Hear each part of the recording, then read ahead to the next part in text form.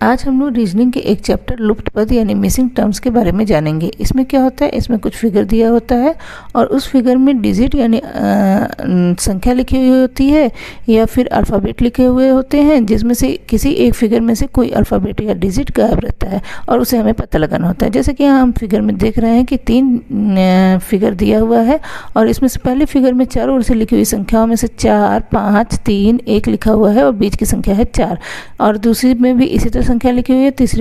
तीसरे में संख्या में बीच की संख्या गायब है।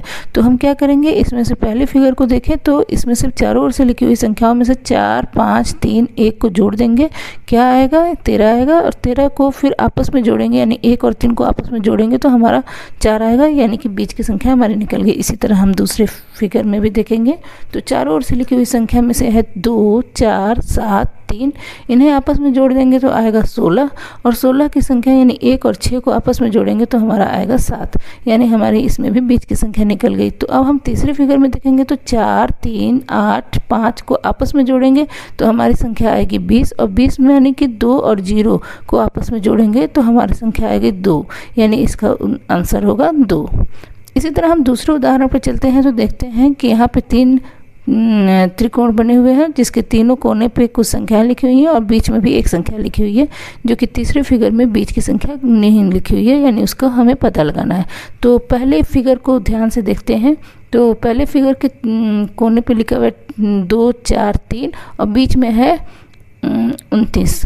तो हम इससे क्या करेंगे, इससे पहले हम स्क्वायर कर लेंगे 2 × 2, 3 × 3, 4 × 4, यानी कि 2 का स्क्वायर हो जाएगा 4, 3 का स्क्वायर हो जाएगा 9 और 4 का स्क्वायर हो जाएगा 16, जोड़ देंगे तो आपस में हो जाएगा 29। इसी तरह दूसरी वाले संख्या भी देखते हैं तो 6 का स्क्वायर हो जाएगा 36, 7 का स्क्वायर हो जाएगा 49 और 5 का स्क्वायर हो जाएगा 25 और इन्हें भी आपस में जोड़ देंगे तो 110 आ जाएगी, यानी इस तरह से हमारी बीच की संख्या निकल जा रही है। तो तीसरे फिगर में भी हम वही काम करेंगे तो 10 का स्क्वायर, 9 का स्क्वायर और 8 का स्क्वायर जोड़ देंगे तो हमारी संख्या आ जाएगी 245, 245।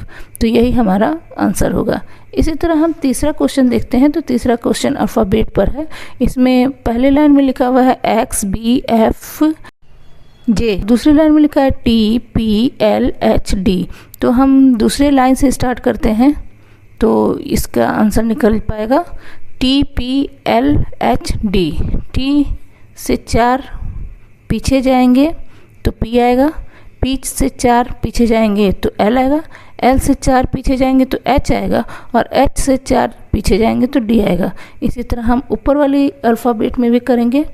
X में 4 आगे जाएंगे तो B आएगा, B में 4 अल्फ़ाबेट आगे जाएंगे तो F आएगा, F में 4 अल्फ़ाबेट आगे जाएंगे तो J आएगा और J में 4 अल्फ़ाबेट आगे जाएंगे तो N आएगा। तो यहाँ पे हमारा आंसर N हो जाएगा। इस तरह के सवाल बहुत ही आसान होते हैं और बहुत आसानी से इसे सॉल्व किया जा सकता है, तो इसे आसानी से सॉल्व करें। और इसी वीडियो के लास्ट में डिस्क्रिप्शन में एक क्विज का लिंक दिया हुआ है, उस लिंक को ओपन करें और इस तरह के सवाल ढेर सारे दिए हुए हैं, उस लिंक के माध्यम से उन सारे सवालों को सॉल्व करें। धन्यवाद।